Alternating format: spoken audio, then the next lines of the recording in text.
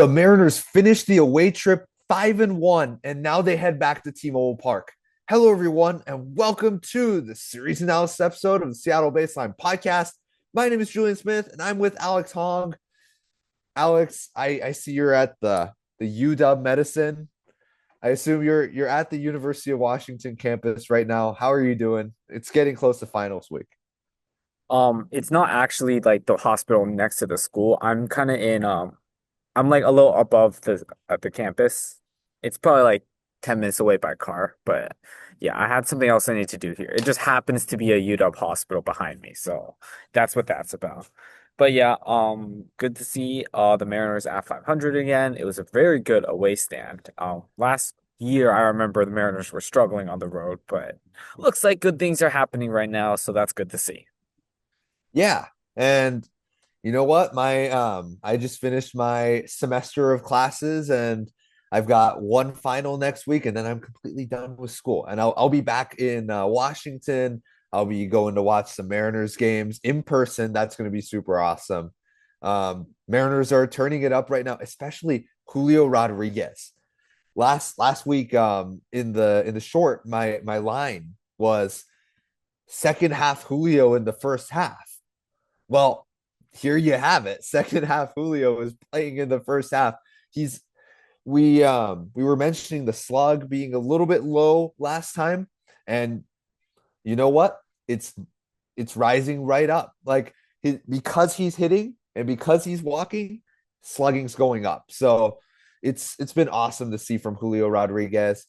Josh Naylor gets caught stealing.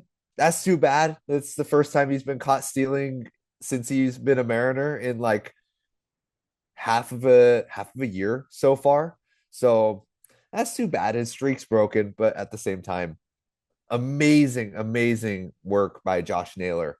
Like every every Mariner so far, except for a couple, and we're gonna mention one really soon, but looks incredible from Cal Raleigh to JP Crawford to Julio Rodriguez. All of the guys that if you're a baseball fan and you ask somebody about the Mariners, you have like a couple of names that come to mind. All of these guys are playing well. And when you have that three in the order, Cal, Julio, and Josh, when those guys, the star players, are playing well, this is a tough team to beat. And then you have Randy Rosarena, who's been continuously really good this year. So I said I'd mention it, and this one hurts me to say, but I don't have much confidence in Luis Castillo right now. So, Alex, what do you think about Luis Castillo in 2026? And like, is there a possibility that he could come back to form, or is this the version of Luis Castillo that we're going to see all year? And if so, what would be your solution, and what do the Mariners need to make the decision on? It's tough to say because he hasn't been good, right? And there's several reasons this could be.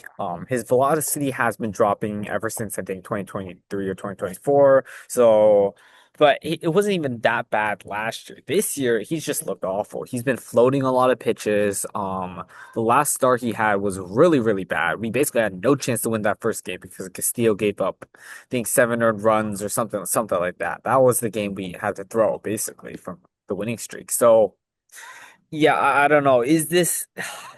It's tough to say. Like Castillo sometimes has these bad stretches, but this has been the entire season that has been pretty bad, right? So it's going to be a little tough for me to think that he's going to improve too much. Now he has a few starts to prove us wrong before Bryce Miller comes back, before we have to make a decision on what to do with him or what to do with Miller. But right now it's not looking good so far from him. And if he continues to struggle, I think we have to take him out of the starting lineup because ultimately what Hancock has been playing too good, in my opinion, for us to demote him back to AAA or from reliever role. Um, Gilbert, Kirby, Wu shouldn't be demoted. So it's between him and Bryce, and we haven't seen Bryce this year. And I know Bryce is injury prone, so I'm not saying to DFA him or anything, but Yeah, that's kind of the situation there. We could try to put Castillo maybe in the bullpen. I don't know. He probably won't like that very much, but I mean, what can we do? What he can't really do anything about that. That's something the Mariners have full control over. So it's just, yeah, it's kind of we got a few more starts before we make an official decision, but it's not looking good so far from it. Yeah, and it comes from not just a ERA perspective, not just how many runs he gives up, but literally he can't go innings. And this is a guy that prides himself on going innings. This is a guy who says, "Hey, give me the ball and I'm going to throw 110 pitches for you and I'm going to get through 6 innings, 7 innings, however much you need me to get through." But if you're giving up 7 runs, if you're giving up 5 runs, then you can't stay in there. And that's the issue that's been going on with Castillo. One of the main comparisons I want to make here is Emerson Hancock, because coming into this year, I had no confidence in Emerson Hancock. I'm just going to be confident, or I'm just going to be completely honest with you here, where I just never thought that Emerson Hancock could be the guy that you chose at the first round of the draft again. And he's proved us wrong. He has that lower arm angle. His pitches look way different than it did last year. And with Castillo, it's been the opposite effect. His pitches look like they're not spinning as much. And clearly it's been easy to hit because statistics show it. The hitters have a much easier time hitting Luis Castillo this year than they have last year. And even though Luis Castillo was giving up hard contact last year, especially tough times on the road last year, he was still able to keep the ball in the park. He was still able to somewhat control where that ball is going. And then you had Julio, you had Victor Robles catch stuff in the outfield. That's not happening this year. Everything is turning into hard hit grounders that skip through the gaps. That means that the batter is seeing the ball so well that they're able to control where that ball goes consistently.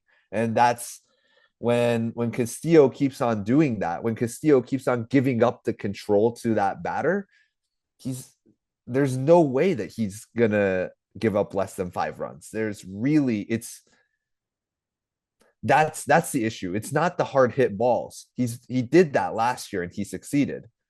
It's just the control that he's giving up and the amount of time that hitters have to be able to hit that ball is he's not the same guy, clearly. Yeah, and having a black hole in the rotation like this is not ideal, right? And there's a lot of teams that have this issue, and the Mariners have been lucky to not have this issue in the last few years. But this is how it feels, right? Like it feels like every time he plays, it's like, oh, our offense has to either go insane or, it's going to be a miracle for us to win this game. And we really don't want stuff like that to be happening. So I don't know. It's something to monitor going forward, I think. The rest of the pitching performances, I'm not too concerned about at the moment. Pitching can be a little volatile sometimes. Like Wu had his bad start last time. I don't think that's like a sign that he's gonna like continue to be bad. So I'm not too worried about that. And yeah, we have gotten some happy surprises, like from Emerson Hancock, like you said, who've been playing really well. And there's a chance that could be the peak and he could crash down. That definitely could be happen. We'll just have to see. But as it stands right now, pitching is, I think it's tolerable, definitely, but it's definitely going to be an interesting decision to make when Bryce Miller is available.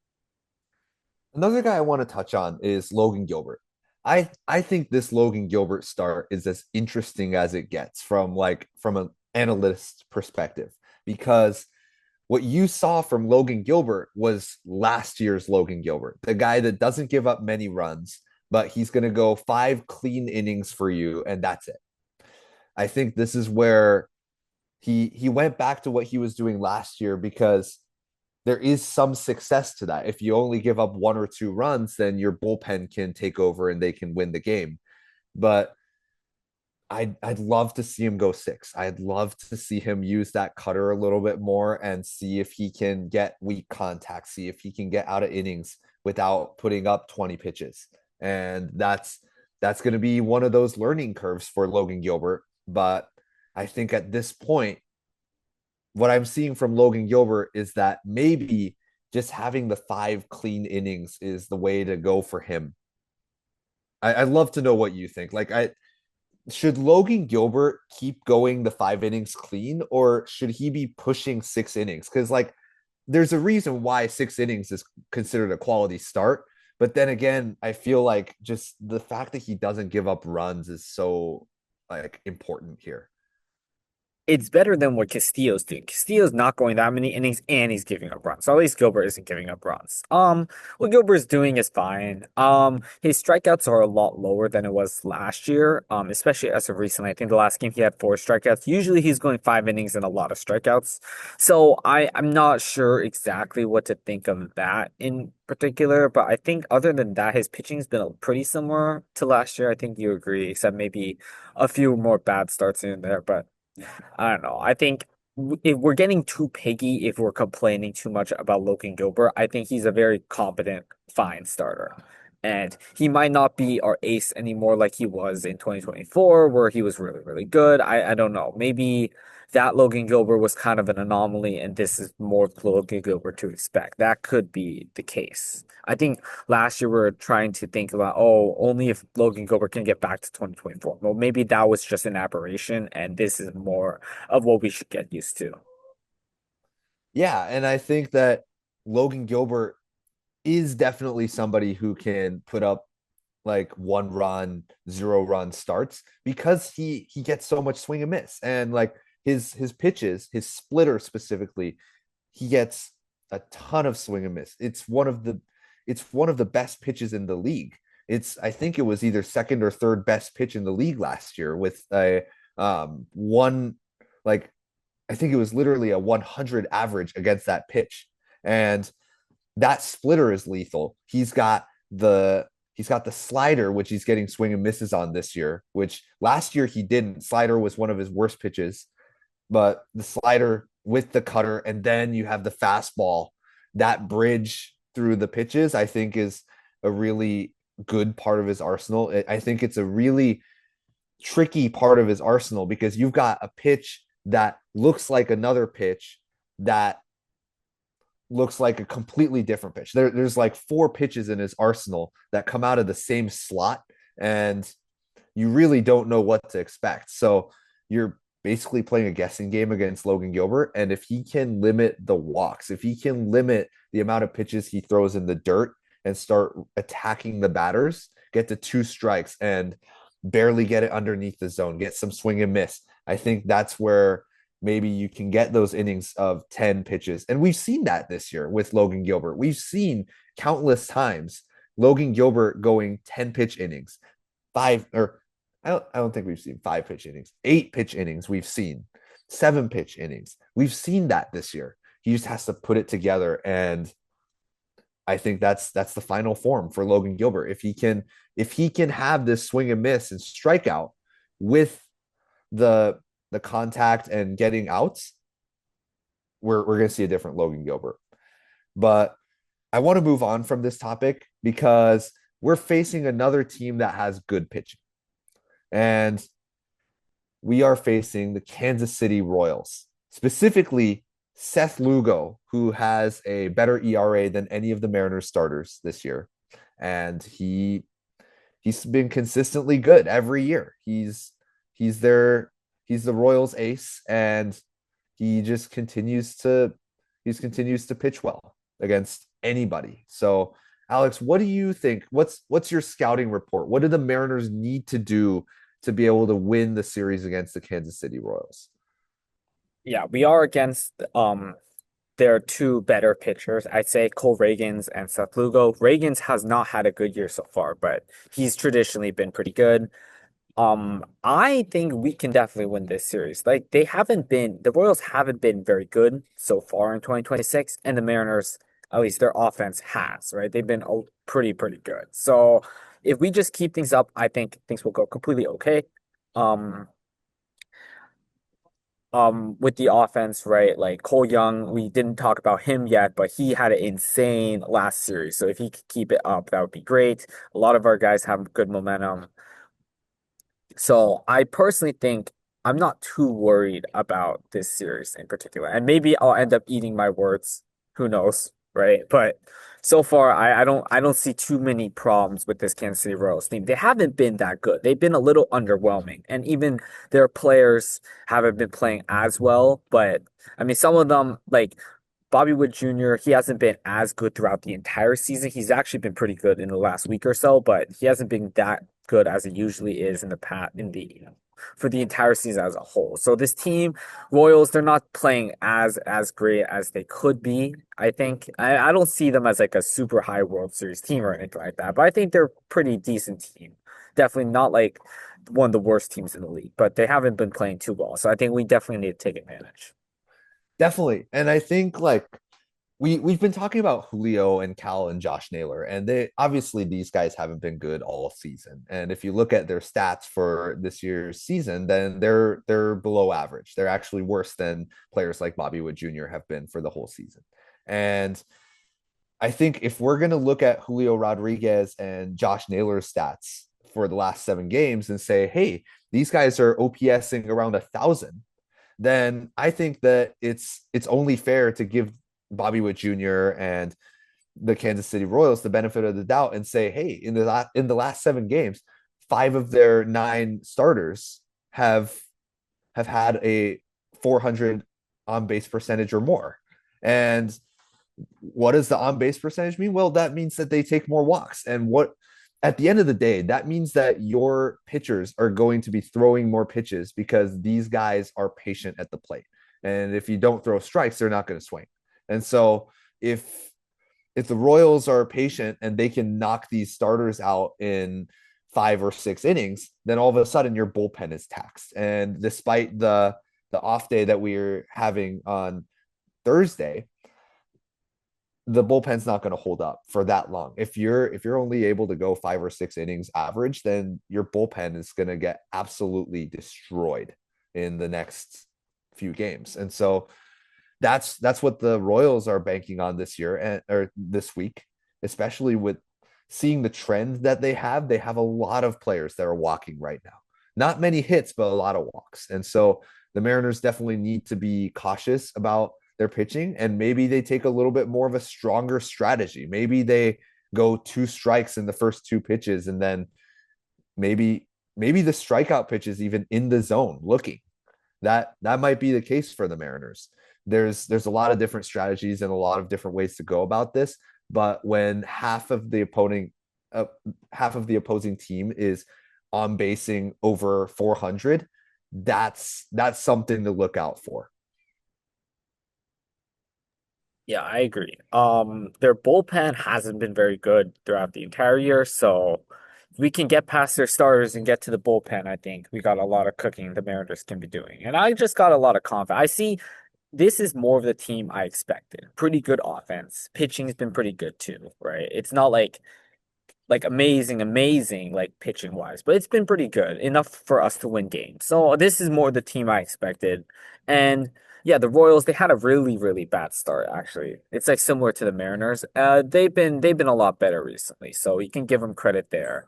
I know because I have my Kel Garcia in fantasy, and he's been doing a lot better for me lately. So that's how I know. I know he's been putting in the work right there. But yeah, another player I want to talk about just is so we got some news on Matt Brash. So it looks like he's gonna be okay. He had 2 pitches, right? Then he got taken out. And it was definitely scary because Matt Brash has had the injury history in the past, right? So if that was like another season ender, oh God, that would have been really bad. But it looks like apparently from the Mariners, they're pretty confident on him.